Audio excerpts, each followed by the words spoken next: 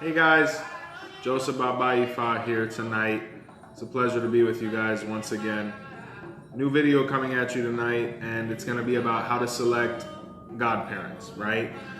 When someone's coming into the religion, the first thing we're looking for is guidance, right? We want to make sure we're getting with the right people and we're learning correct things so that they're able to be useful to us in the future, right? So as a religious elder, myself, someone who has a good amount of godchildren at this point and a growing religious house every month, basically. Just wanted to kind of go over some of the things that people should be looking for in religious elders so that they're making sure they're making, good decisions for them with people that are going to be lasting influences in their life and their religious career, right? Not everybody is compatible with everybody, but if someone meets this criteria for you guys, they're probably the ones you should get initiated with. So we're going to go ahead and go right into it, right? One of the first things you want to really see from somebody that you're going to think about getting initiated with or ultimately get initiated with is making sure they respect your time. Time is precious, right? Especially, when everybody has a job, everybody has a family, everybody has things that they're trying to accomplish and grow with. Time is precious. So simply taking the time out to, whether it be do a religious, work for yourself, whether it be a bowl, whether it be an offering, that's probably going to be at least an hour to 2 hours, right? And for any adult nowadays, that's quite a bit of time. So we definitely want to make sure that someone is respecting your time, being that it is precious. So what do we mean by respecting your time, right? Probably the first thing we mean is punctuality. We want to make sure people are arriving on time. As we begin our religious relationship with them as a client, we want to make sure that, if we're saying we're going to start at said time, that it's actually beginning at said time, right? We don't want to see, our religious professional and soon to be godparent possibly arriving, an hour late. Because simply that's not acceptable, especially if there was no, previous accommodation made for that or a call or anything, at least 24 hours in advance. On very rare occasions is that going to happen, but definitely in the beginning, we don't want to see those kind of behaviors because ultimately that leads into further behaviors that really aren't what we're looking for, right? Especially being that time is precious. So we want to make sure people are respecting our time in that they're punctual. Another thing we want to be paying attention to as far as time goes is making sure that they're allocating our time correctly, right? If we're going to take time to invest and learn these different concepts as far as Orisha goes, we want to make sure that we're investing time in things that actually matter, right? So whether it be you're invited to a specific function or you're being called upon to be at a specific function, you want to make sure it's productive.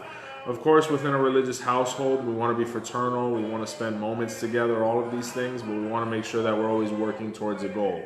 Because if it is a religious ceremony, we're working towards a goal at all times. If it is a function where it's just, hey, us just relaxing, and as long as everybody's kind of aware of that, that's a little bit different. But if we're talking about, a spiritual mass, a religious ceremony, an initiation, any of these things, or even if it's just coming and studying with your godparent or, maybe sitting down in a misa with your madrina maybe or your padrino, we want to make sure that, we're allocating our time correctly and we're not just aimlessly doing things, right?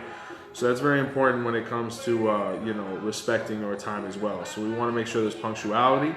We want to make sure there's a goal and, actually proceeding towards that goal. And these are two pretty good themes when it comes to time, because if any of these things are lacking, then, it's going to lead into other things, right? And that's really important, time. So that's the first thing we're going to touch on. Next topic, do you get along with them? I remember, when I got initiated, me and my godfather, we actually met each other pretty quickly before I got initiated. And I didn't get a lot of time to get to know him beforehand, but he was highly recommended by somebody who was actually a godbrother of mine at the time in the Orisha house I was kind of, interacting with.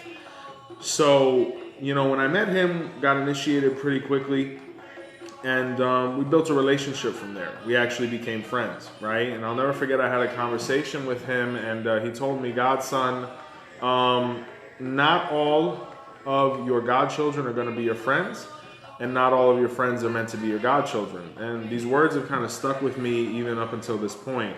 I have people that I've known for years that will never get initiated in the religion. It's just not their calling. And then, at the same time, there are varying relationships when it comes to godchildren, right? But the most important thing is that you get along. And the reason being is because even though, everyone should be friendly, obviously with their religious elders, it doesn't mean that, we have to be necessarily hanging out all the time. And I think that's a pretty big theme to understand. It's not that we necessarily have to be,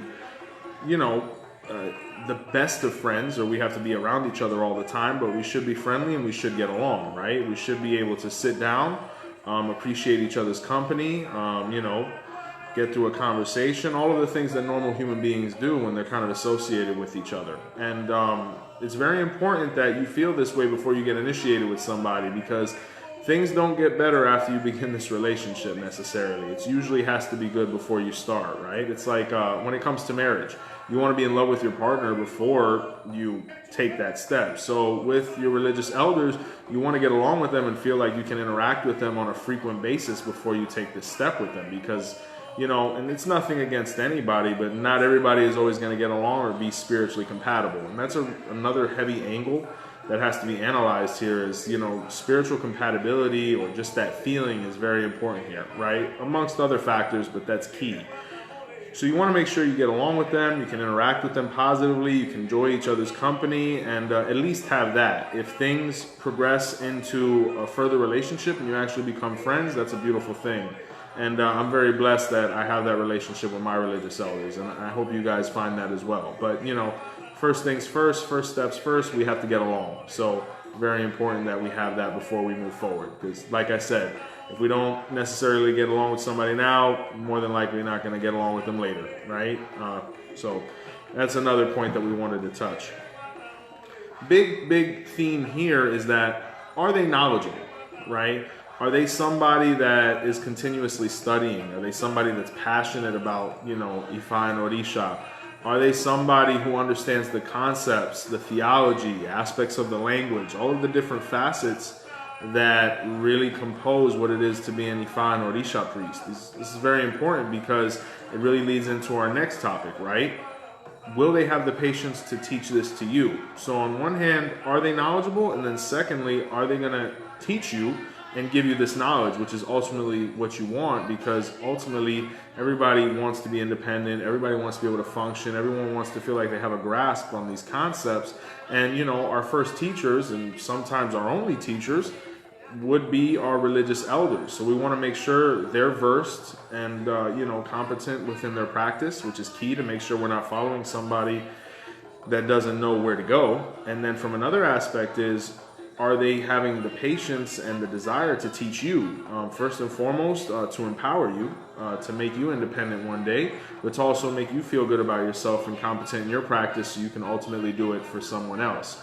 Because a lot of people, and it is important, you need to be with knowledgeable people, but at the same time, that knowledge means little if that person's not teaching you anything.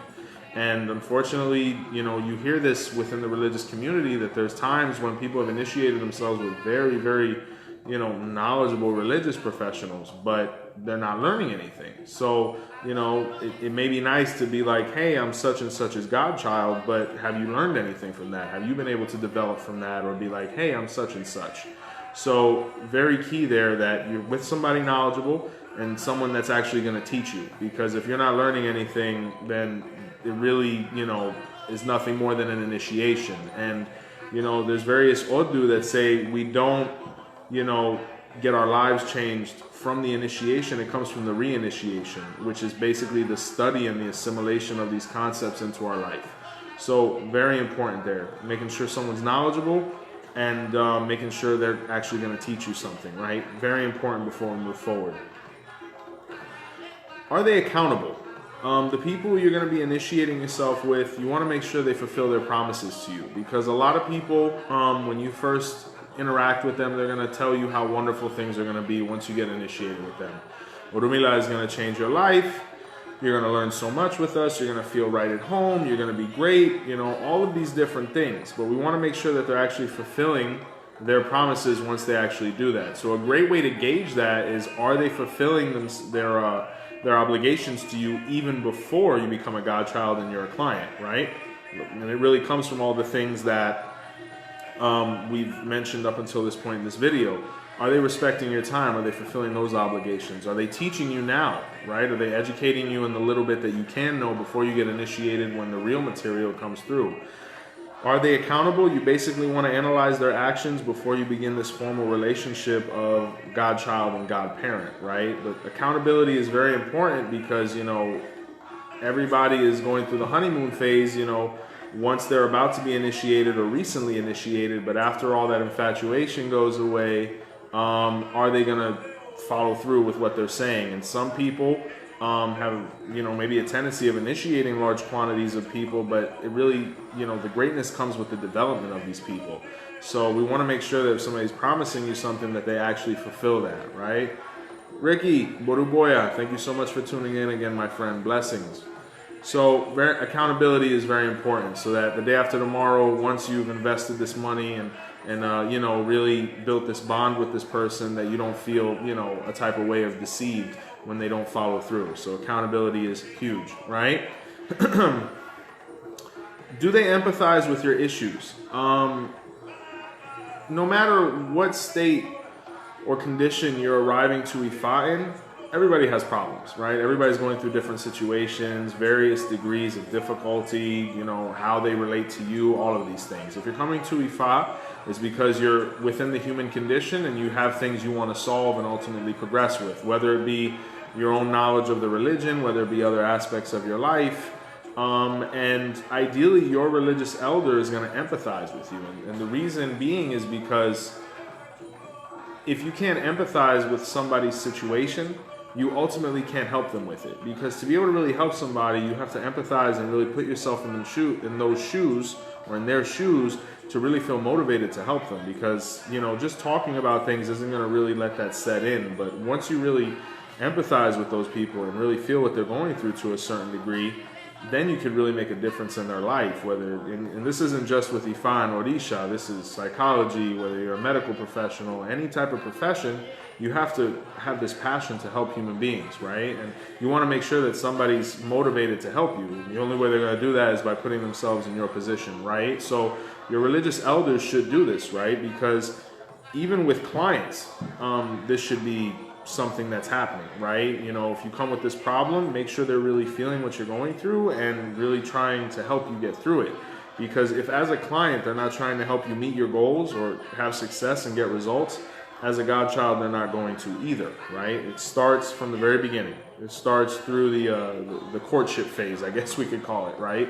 So we want to make sure that they're empathizing with you and they're motivated and they're really working to help you get a successful outcome, which is ultimately what builds faith in Ifa, right? Which is what Orunmila is great at doing. He's great at showing us who he is. The Orishas are great at showing themselves to us and how really magnificent they are and being able to help us in life, right? So we want to make sure they empathize with us, they understand what we're going through, and through this, people are really motivated to help us and ourselves, right? So very important, empathy.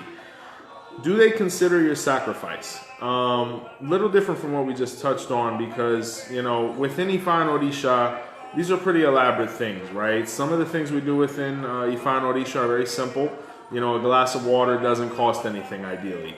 But there are other things that do take, you know, financial investment, right? Whether it involves animals, certain materials, you know, ceremonies that are very elaborate, all of these things. These things have a cost, right? And it's not only just your sacrifice of money, it's your sacrifice of time, it's your sacrifice of energy, all of these things. Are they considering your sacrifice? Are they really, you know, taking into account all that you're doing to be able to incorporate yourself in this faith? Because, you know, people, I'm going to be very frank with you, in the beginning, this can be a difficult faith to get into, right? Because it takes a lot up front before you really see those dividends pay off all of your investment in any one of those aspects. So you want to make sure they're recognizing that and they're understanding how much you're putting in to be able to be a part of this. And really, it's commendable, because I've been there. Every religious, you know, priest has been there as you're going into these new stages and really identifying yourself and initiating yourself in this specific clan. So it's very important that they understand that and they appreciate that. You need to be appreciated as well of all the things that you're putting in. You know, you have to empower yourself in these things. So that's very important. And this kind of leads into our next one where, you know, you're really going to realize what people's motivation is, right? And the big question is, as you look at this person, and as you start seeing all of these different aspects of their practice and whatnot, considering your sacrifice, empathizing, would they help you even if you didn't have money? Very important question.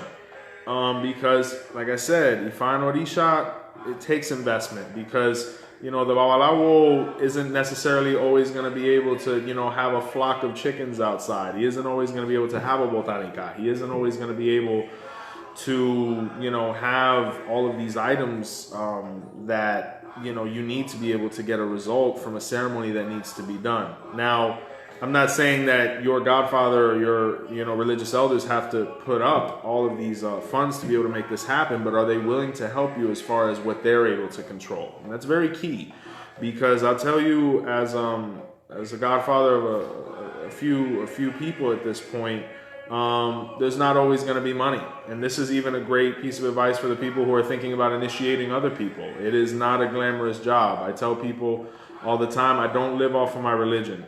Luckily, my business provides, you know, the sustainability for myself. So when you're getting involved in these things, you know, really analyze that person. Look at their character. Look how they're conducting themselves as you're analyzing all these different things now that you're aware. And at that point, you can kind of get an idea, you know, if I'm really not doing well and I need help, this person's either going to be there or he's not. And it's going to be very key by, you know, how those interactions go up until that point. And I always say, just in life, you know, friendships and relationships need to be tested. So, you know, put them in a situation, really make them understand, you know, this is what we're going through and this is the help we need, and kind of see how they react. Luckily, I've always been in a position to help my godchildren to be able to do this. So as religious elders, we have to make an effort to always be there, whether there is any finances or if there is any way to make it happen or not. We have to make it happen, because in life and in these things, you know, sometimes the situation gets very dire and we need to be able to help our godchildren. So that's very important. So you do deserve to get helped, definitely. So that's one point, right? Do they provide value for being a part of their religious house? What do I mean by that? What are you receiving based on being a part of this person's religious home, right? What benefits, what is going to come from this, right? You know, when it comes to, you know, being a part of a religious home, there has to be certain privileges and courtesies that you receive that people who are just necessarily clients may not, simply because of the amount of investment that you provided and the amount of energy you put in to making this religious house function, right? That may be a different price when it comes to consultations, you know, a discounted price when it comes to religious ceremonies, deities you may receive, the prestige that comes with the religious household. How are these people representing you? Is it something you want to be a part of?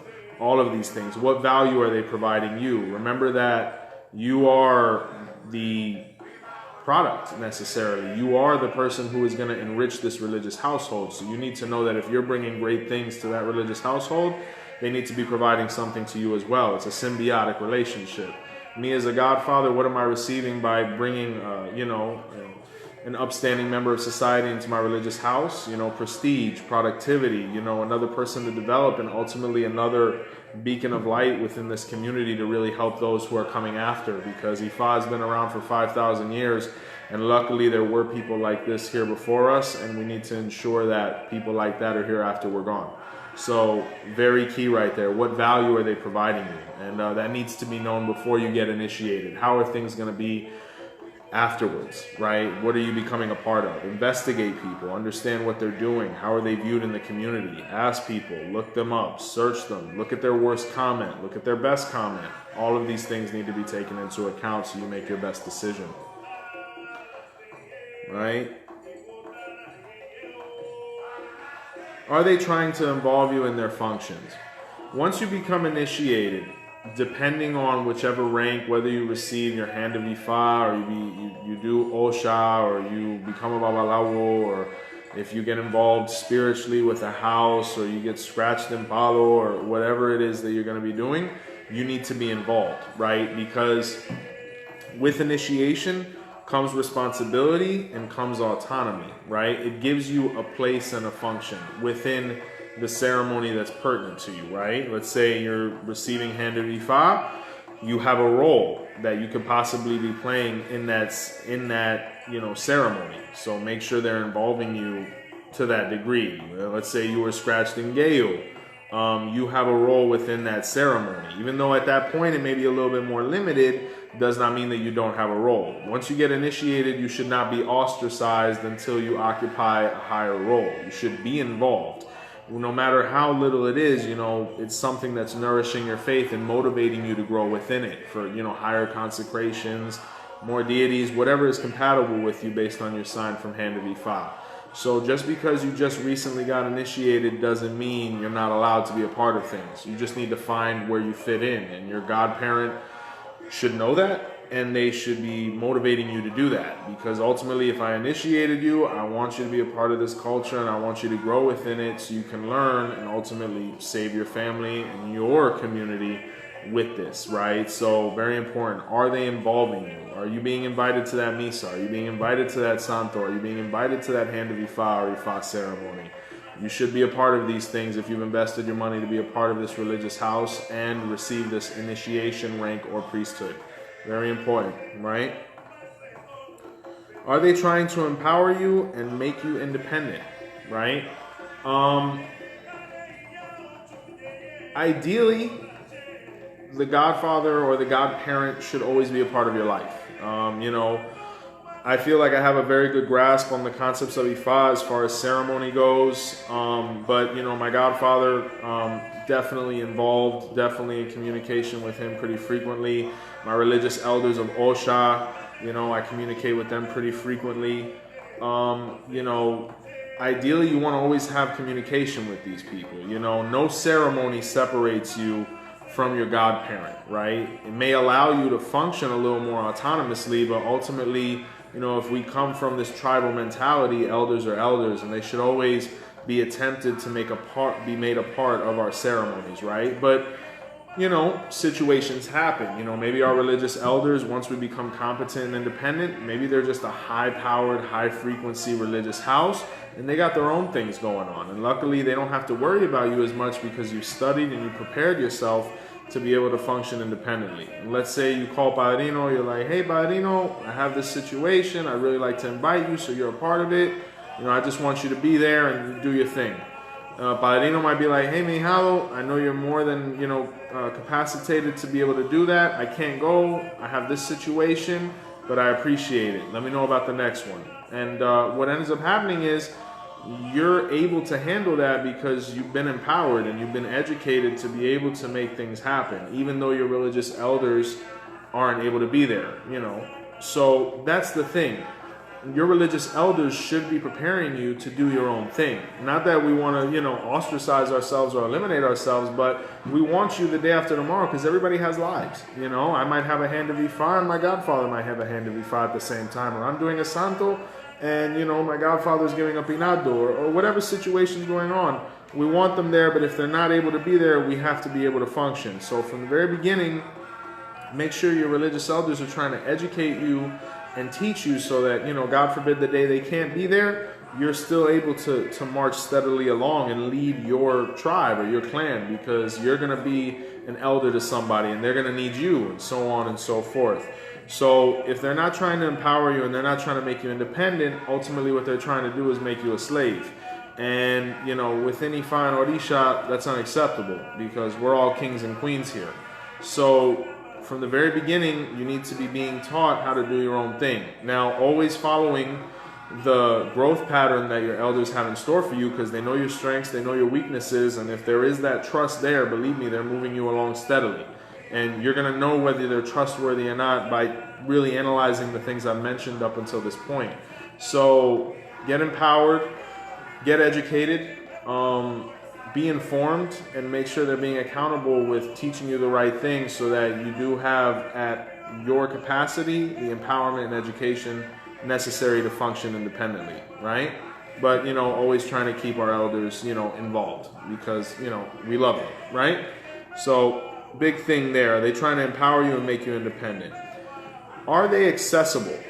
Once again, you may be, enticed by the idea of getting involved with a really high-powered, high-frequency Orisha or Ifa house. And there's nothing wrong with that, If the pedigree's there and you want to be a part of that greatness, that's awesome. But what you always want to be aware of is that, has that person found that balance, right? Because I can have 1,000 people initiated, but the issue is, if I can't handle those 1,000 people, I'm doing them and myself a disservice, because they're going to have questions, they're going to have needs and wants, and I can't, and I don't think anybody can really handle that workload, right?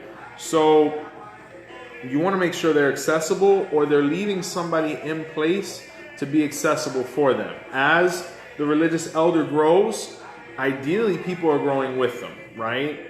The God kids are learning Ifa, they're learning Orisha, they're learning Spiritism, Balo, whatever path they've taken, that now the older brothers and sisters need to be able to be resources for the younger ones. Let's say Padrino is, on another level and trying to grow and even learn more things so that the religious house as a whole rises. He might not necessarily have that extra moment to be able to be like, hey, this is how you put the red palm oil on Eshu, right? And that's okay, as long as somebody else is being put in position to be able to fulfill that role, right? Whether it's the Oyubona, whether it's elder god brothers or sisters, everything needs to be identified, right?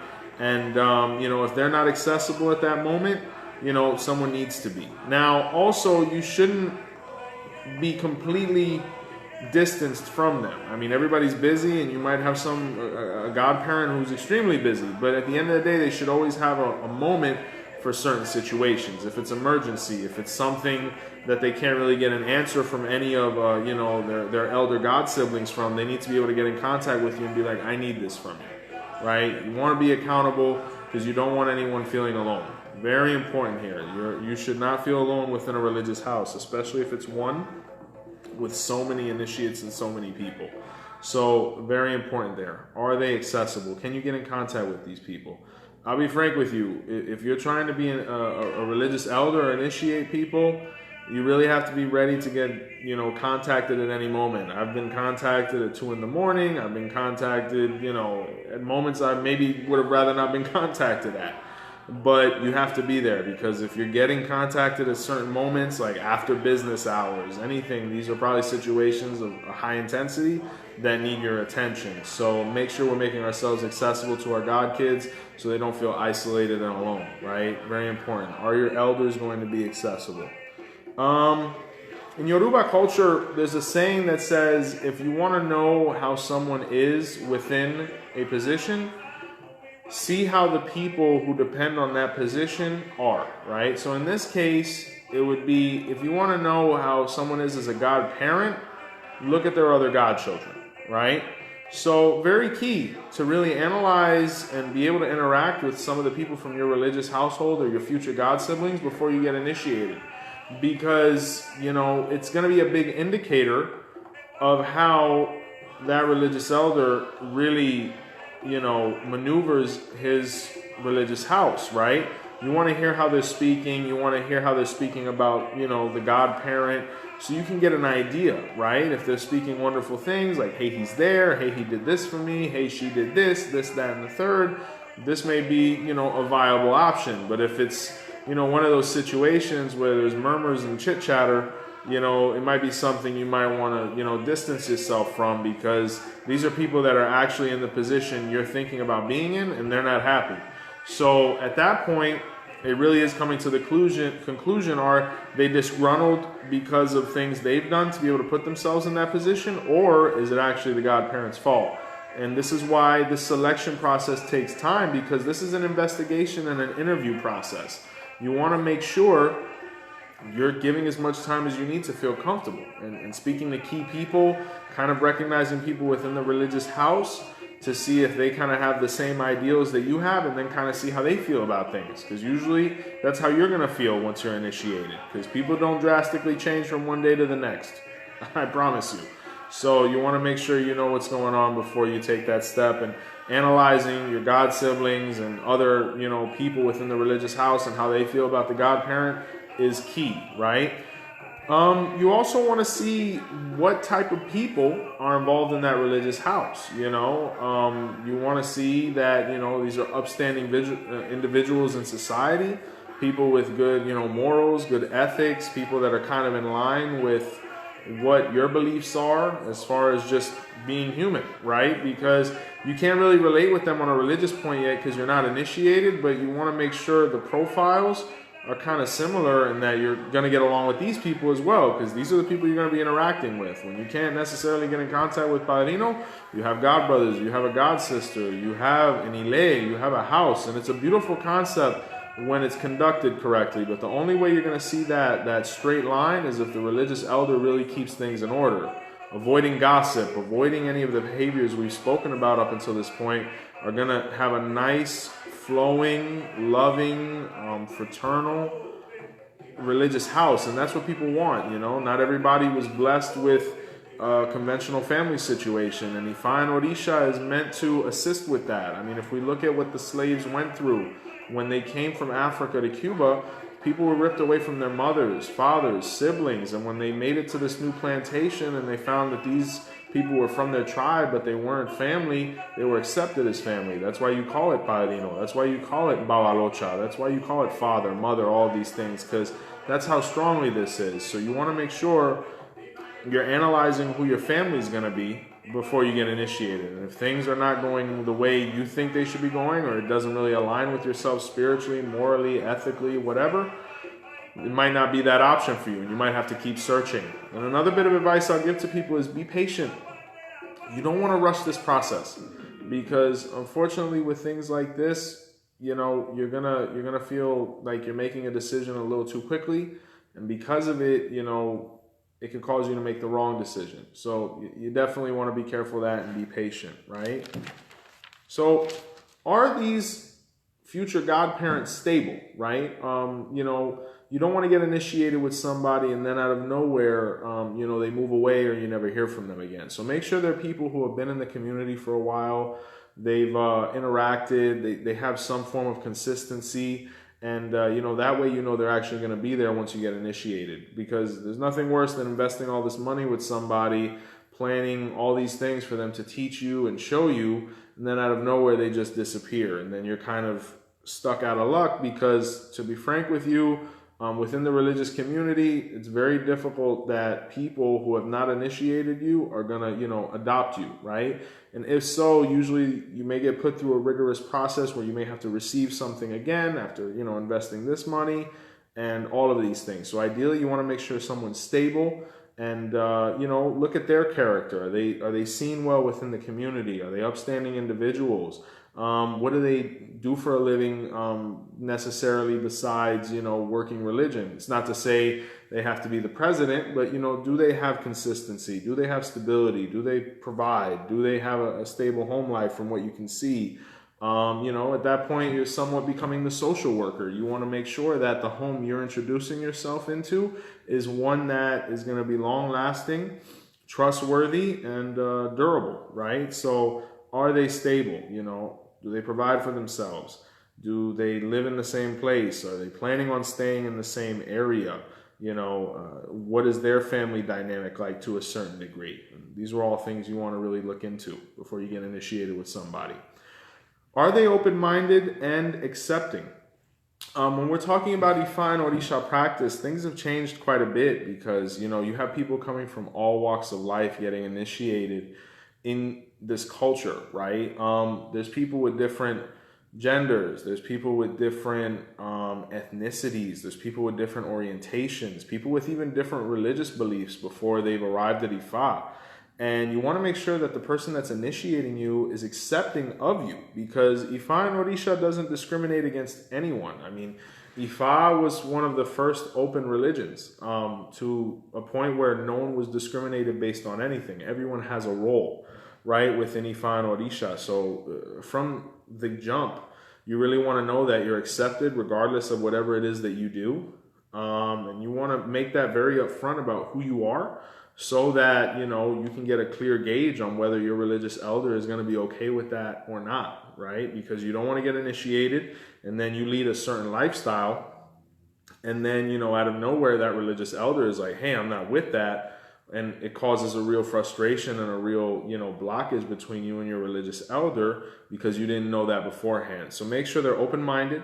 Make sure they're accepting of you and all of the things that is you. And make sure they're open-minded in the aspect of the day after tomorrow. If there's certain religious concepts you want to be able to discuss a little more in depth, or things that you feel may be done better a little bit differently, just someone that you're able to converse with without having to worry about them, basically having an issue with what you're saying and possibly making you feel bad about it. So it's very key. Open-mindedness and acceptance, as long as we're staying within the guidelines set by Ifa and we're not doing anything sacrilegious, there should be no issue with any of that. So do they have the resources and connections to help you achieve your goals? When we're talking about a religious house, we're talking about a bunch of different types of people who are going to do a bunch of different things in the religion, right? Not everybody is going to be a babalao. Not everybody is going to be an olorisha. Not everybody is going to be a palero. Not everybody is going to be an espiritista. People are going to do different things. Now, when you come into a religious house, what you want to make sure is that your religious elder, regardless of if they occupy any of these positions, has the resources and connections to help you facilitate your goals. Let's say, you want to be an oriate, right? And the person who initiated you, within Ifa is your padrino of Ifa, or your godfather of Ifa. And let's say, your religious elders or his wife and his sister, your madrina and your yubona, when you consecrated an orisha, and you want to be an oriate, and you're like, hey, padrino, do you have anybody that could teach me this? Ideally, the padrino or the godfather or your godmother should have good enough relations with the oba or oriate of your house, or abore orisha of your house, to be able to be like, hey, begin your apprenticeship with this guy.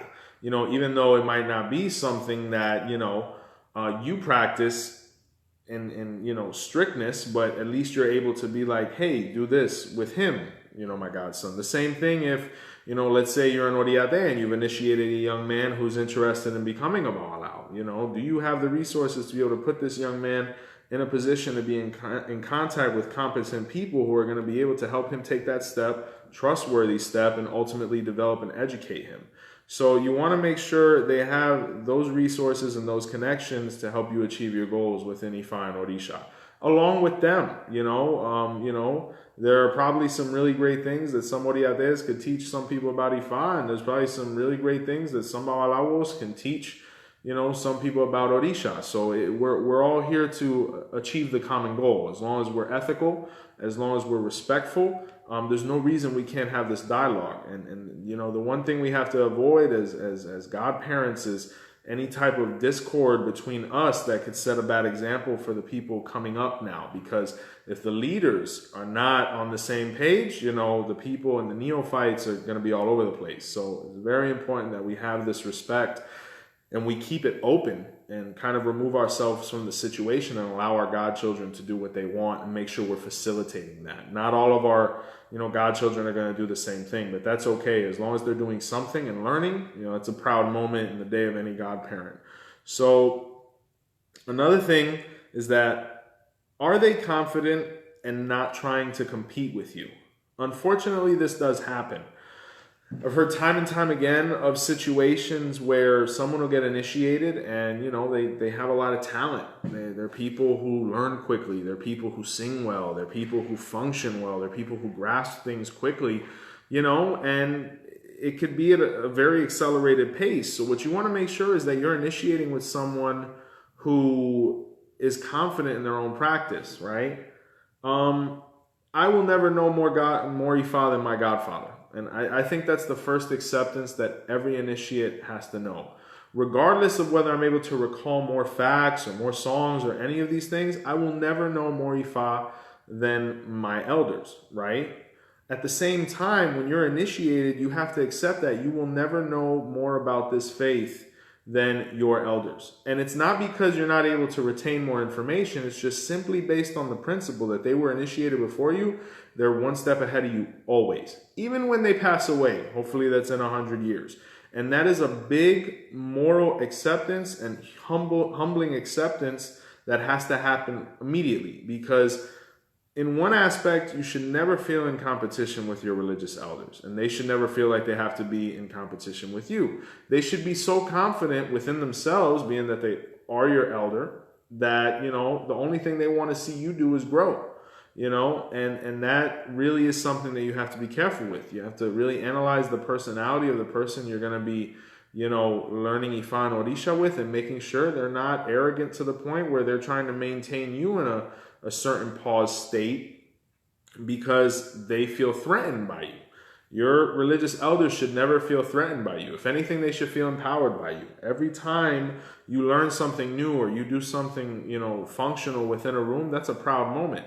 You know, one of my goddaughters is actually learning how to, you know, run the spiritual mass. And she's almost learned all of the basic 9 songs to be able to do so. And she's progressing at such a rapid rate. You know, me and my wife, we were just saying, you know, how wonderful this is, you know, just to see that growth, you know, godchildren learning their odus, learning different things. It's really a beautiful thing, and it should never cross through the mind that you're in competition with these people. It's the same thing the way parents should never be in competition with their children. You know, if anything, when they grow, you grow. So that's one thing you have to be careful with. You never want to be with somebody who could possibly feel threatened by you, because it shows a lack of confidence. And when you're an elder, this should not even be a question. You should just be happy for all of their growth. So that's very key, you know, and you're going to see that if they're responding questions, if they're being accountable. All of the things I've mentioned previously are going to lead you to these conclusions here as we get more in depth in this relationship, right? We have to understand the difference between a godchild and a client, right? Because a lot of clients, they'll do their religious work and go about their lives. But there are other clients who do their religious work and thinks that that makes them necessarily a godchild, right? Not necessarily so. Obviously, the patronage is appreciated, as it should be, but until you actually go through a formal initiation, such as Hand of Ifa, Orisha, or Ifa, you're not technically a godchild, right? So there are certain obligations to clients that aren't necessarily transmittable to godchildren, and vice versa. And I think the biggest issue where misunderstandings come into place is that people don't understand the difference. The thing someone does for their godchildren may not be the same thing that they do for the client, right? So as you're going through the client stage, and you're leading up into, you know, initiation, understand that, you know, there are certain things that are going to be made privy to you after you initiate, and some things you won't get until you initiate, right? So it's very key to know that difference, you know, and I think if more people were educated on the roles, you know, there would be less misunderstandings, right? So, you know, very different things here, right? So in my opinion, within 3 months, you should have the answers and know these people well enough to kind of get an idea of who they really are, at least to the point to know whether you want to get initiated with them, outside of something, you know, out of the ordinary. But this is why you want to give this process time, so you really know who these people are. Are they fulfilling your needs? Are they doing what's necessary? And that way you make a nice solid decision before you take this step. Because once you take the step of initiation with somebody, that bond is forever and more. You know, if we look at the Odu Irete Kutang, it says that, you know, your godfather is your godfather even after any of you pass away. Ogunda Tadura says the same thing. So this is really important stuff. And you can never take too much time to really feel confident about this decision. So it should feel natural, and it should not feel rushed. It should feel right.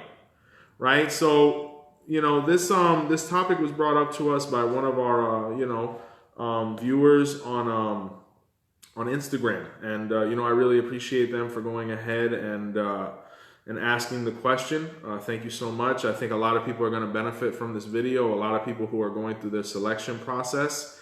And once again, guys, not everybody's meant for everybody. You know, you may meet somebody and things don't work out, but then you meet the next person and you get initiated immediately. It really does happen like this. And ultimately, the person or the people who are going to take you to your religious elders and who's meant to guide you through this path are your Egu, they're your Orisha Labatori, your guardian angel, and Orumila and the Odu that composes you, right? So no hard feelings. You know, whoever you choose and you feel comfortable with, that has to be respected and admired.